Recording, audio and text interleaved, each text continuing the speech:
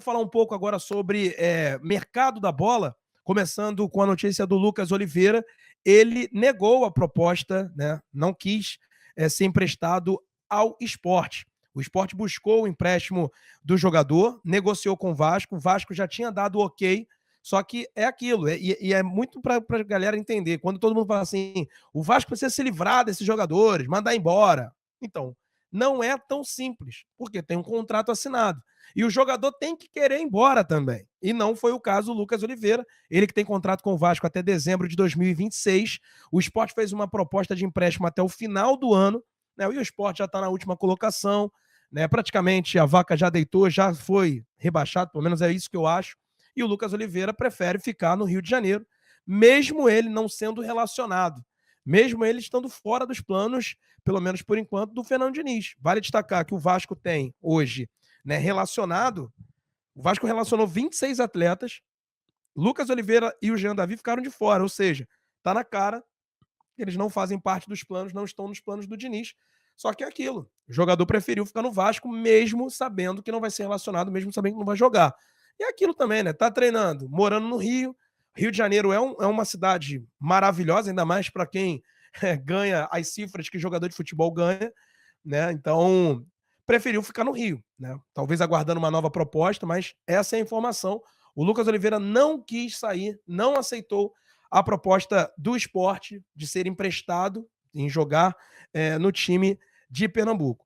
Outro jogador que também, outros jogadores que podem sair, e aí essa possibilidade eles veem com bons olhos, e o Vasco também, trata-se do Lincoln e do Paulinho, jogadores da base do Vasco, né? O Paulinho que está aí na parte de baixo, o Lincoln na parte de cima. O Paulinho que, né, depois que subiu para o time profissional, né, começou a ser chamado como Paulo Ricardo, afinal de contas o Vasco já tem um volante Paulinho. Os dois estão na mira do Volta Redonda. O Volta Redonda quer a contratação desses atletas. O Volta Redonda está na Série B lutando para não cair, né? E é importante para eles justamente porque, assim como o Lincoln também não tem espaço na zaga, né? Hoje o Lincoln pode ser considerado aí a sexta opção, diferente do Luiz Gustavo, que hoje é uma opção para jogar, né? O Lincoln não.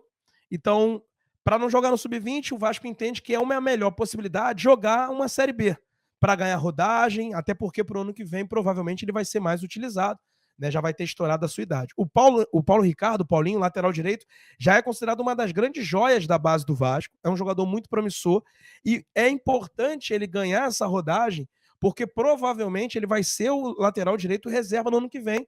Vale destacar que o Puma Rodrigues tem contrato até o final do ano, né? O Vasco até quer a permanência, a renovação, mas a gente entende, e ele também entende, que o Paulo Henrique é o dono da posição, e não há o que ele possa fazer, porque o Paulo Henrique está vivendo uma fase melhor, e até por uma questão física também, o Puma tem as suas dificuldades defensivas, então a tendência é o Puma não permanecer no Vasco no ano que vem, então o Paulo Ricardo está sendo preparado para ser esse lateral direito.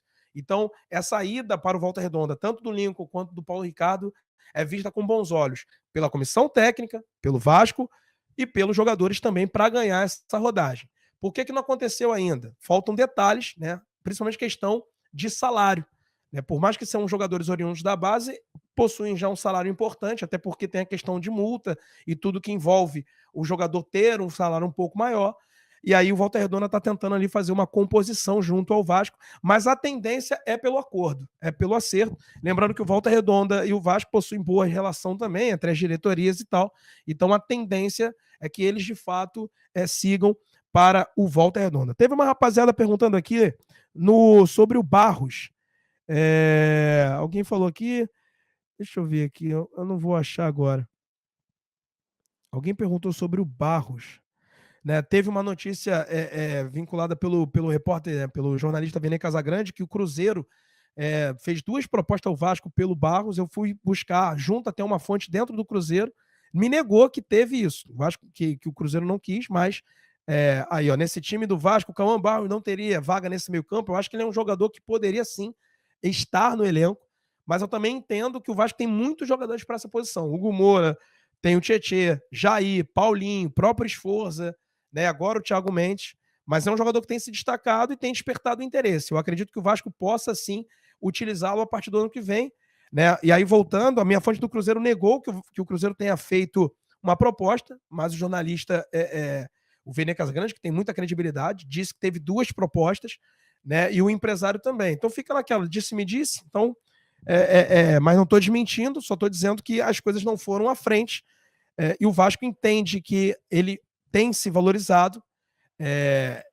e é claro que a proposta não foi dentro do que o Vasco esperava, né? E isso não pode ser que no final do ano, uma proposta maior possa chegar. E lembrando que o Vasco necessita de vendas, necessita fazer caixa e receita com esses jogadores. Tem acompanhado o Barros e o Figueiredo, que são 2 jogadores emprestados ao América Mineiro, Gustavo?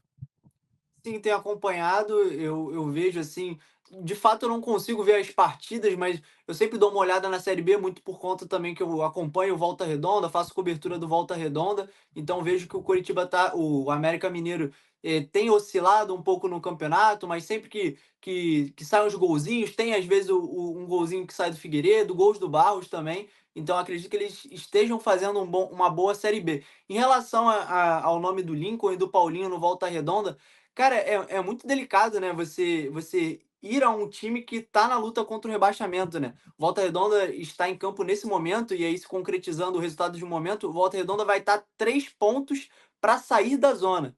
Então é delicado para um menino nessa situação entrar nesse time assim, o Volta Redonda, o próprio Rogério Corrêa, que é o treinador deles, já falou diversas vezes da dificuldade do Volta Redonda no quesito financeiro, porque a Série B hoje é um campeonato onde os times têm muito recursos e o Volta Redonda fica abaixo nesse quesito.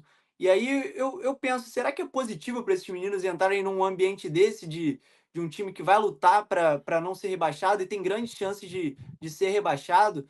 Eu acho que o Paulinho teria mais chances de ser titular, né? O Paulo Ricardo, assim, porque a lateral direita do Volta Redonda não é uma posição que tem um dono, assim, mas na zaga, assim, são 2 jogadores que costumam atuar, assim, com mais frequência, que é o Gabriel Pinheiro e o Gabriel Bahia. O Lincoln eu já vejo com mais dificuldade, mas não sei, cara, se é o melhor ambiente para os 2 meninos de tanto potencial, serem emprestados.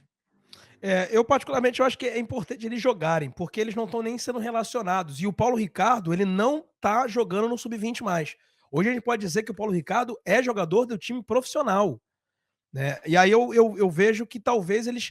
Eu já penso um pouco diferente de você, Gustavo. Eu acho que a Série B é um campeonato de um nível bacana. Tá indo pro Volta Redonda, ou seja, que tem também uma estrutura legal, não é um time, sabe, pequeno com uma estrutura tão precária, então os jogadores conseguiriam ter ali uma certa estrutura para poder evoluir.